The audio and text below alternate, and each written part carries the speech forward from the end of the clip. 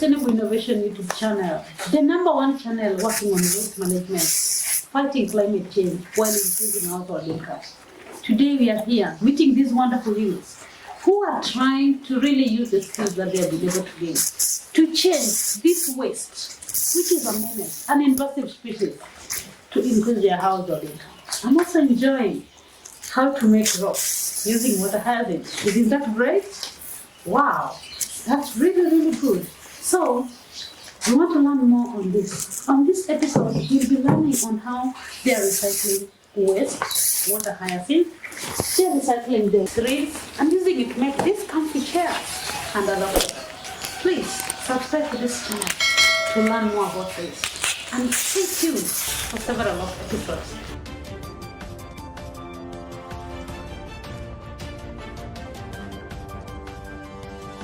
Hello, my name is Raymond Odhiambo. I'm an entrepreneur from Dunga. We are a group of artists that are having a vision of conserving the environment as well as creating job opportunity for the youths and women. So far we have 15 young people. That includes youths and women that we are working with. But since Corona hit, we have reduced the number to 5 because of management. So we are working on various art products with the vision of conserving the environment. We started with Lake Victoria, bring back Lake Victoria, but now we have extended to slum areas where we are encouraging waste management as well as creating artistical artworks that can be sold both internationally and locally to bring income to our society. So right now I have a group of team that are working on some few products that we have over here. We'll be able to show you. What brought the idea of artwork in my life, it's an hobby. It's something that I started doing while I was in high school. I did a lot of competition in Science Congress, and now that we have a challenge in our society, for example in Kenya, we are a country that is still trying to manage waste. We do not know how to manage waste properly. For example, if I ask you how many dustbins do you have in your house, probably 1 or 2. So we are coming up with strategies on how to manage waste, especially towards Lake Victoria. That is our main source that we have over here. We have a lot of dumpings of car tires, motorcycle tires. We have used clothes that find their way to the lake, especially during erosions. They are brought through the rivers, and even people throw them literally to the lake. We have plastics. We have attack from water hyacinth weed that has been immense in the lake. So all these challenges that we were seeing at the lakeside drove us to have a group of artists that are having one vision of conserving Lake Victoria. So that is what made me to come up with this team so that we can be able to do something to help us conserve our environment. So major component that we deal with, we have used car tires and motorcycle tires. So these are some of the pollutants that find their way to the lake. We recycle them. So from the tires we can make seats over there. So the seats is a combination of a car tire and water reeds. And you can see how water reed is also being processed until it becomes a full seat or a table. And then over here we have water hyacinth. So from the weed product we harvest it physically from the lake, and then we turn it into ropes, like the way Jeff is doing it. So after making ropes we make them according to what we want to make. There are bigger sizes of rope and the smaller sizes. So the smaller sizes will make smaller things like table mats and even serviette holders and the other smaller things. So we also have some of the car tires that we use to make tables, and we use manila ropes. Manila ropes are also recycled. We have used clothes. So these are also some of the pollutants found into the lake. Some of them are used by fishermen to clean boats, and then they are being thrown into the lake. Some of them find their way to the lake through erosion from the rivers. Even helmets find their way to the lake. So lake has everything that get into it.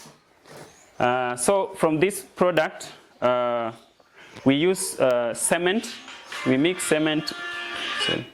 We mix cement and water, and we come up with the final product of a flower vase. This actually I used doormat, and even shoes that find their way to the lake.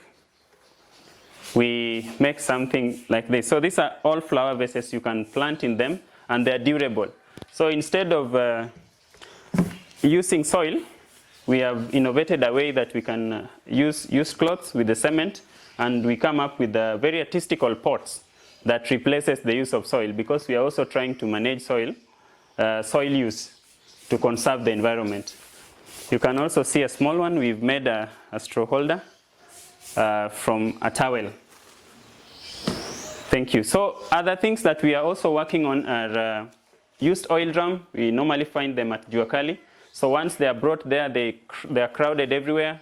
So we pick them from there, and then we work on them properly. We make seats, we make tables, and any other thing that would wish to work on. We also have Manila ropes that I've shown you over there. Manila ropes we recycle from the lake. Also, if we find Manila materials, we make Manila ropes, and then we paint them properly to be reused. Mirrors that you are seeing are majorly recycled. We go to buildings that are being reconstructed. So once the mirrors are removed, we ask them if they can allow us reshape them and use them. And even windscreens for car. We go to Juakali industry and find some that are wasted around, and we recycle them to make whatever we have over here. So over here we have a little sample of what we are doing, plus my team working on them.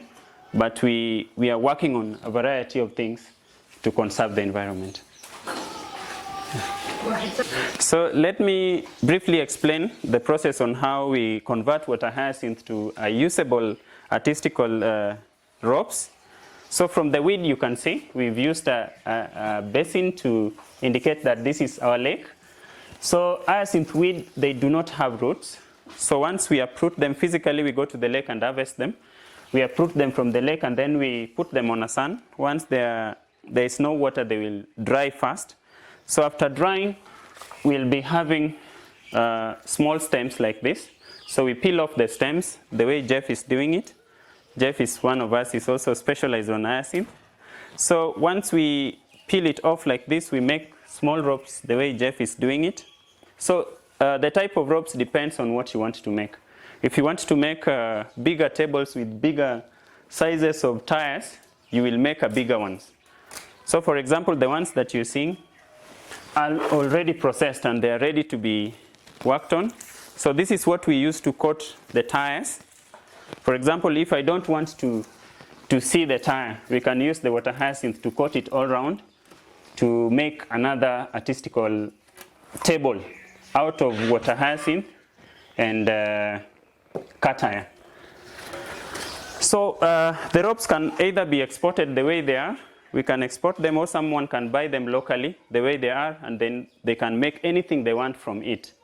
Be it a table, be it a chair, be it a cloth, be it hats. So it can make several things, but for us we use it to make, to coat with the cat irons to make tables, seats, and even picture frames.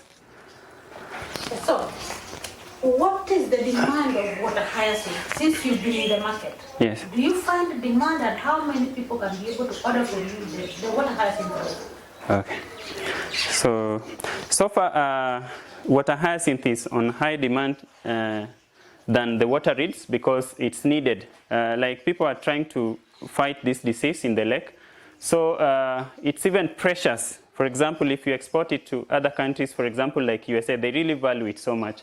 So it's a treasure. For example, a rope like this can go up to 500 Kenyan shillings. So this is around 10 meters. So we can decide to make ropes and sell ropes literally without making other things. But we have to also work on it. But it's on a high demand. For example, we can sell one sack every day. One sack contains around 100 pieces of this one. Yeah. How long does it take for raw water hyacinth to dry? Okay. So raw water hyacinth can take 2 to 3 days to dry. But properly, you don't allow it to dry so hard so that you can be able to twist it.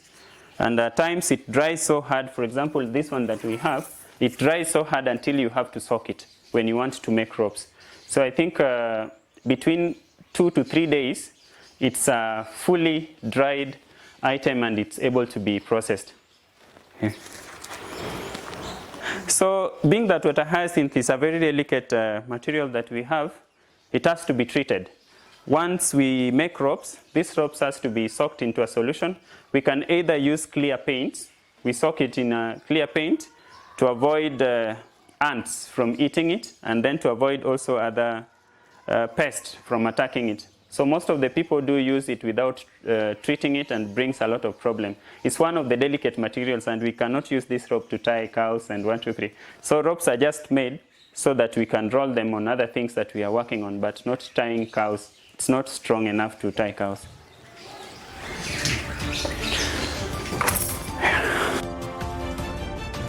Thanks so much for watching this amazing show for today, and I hope you've been able to learn something.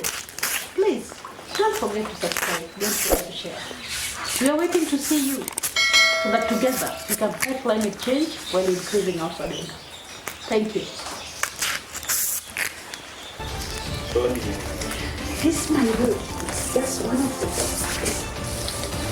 And I can't wait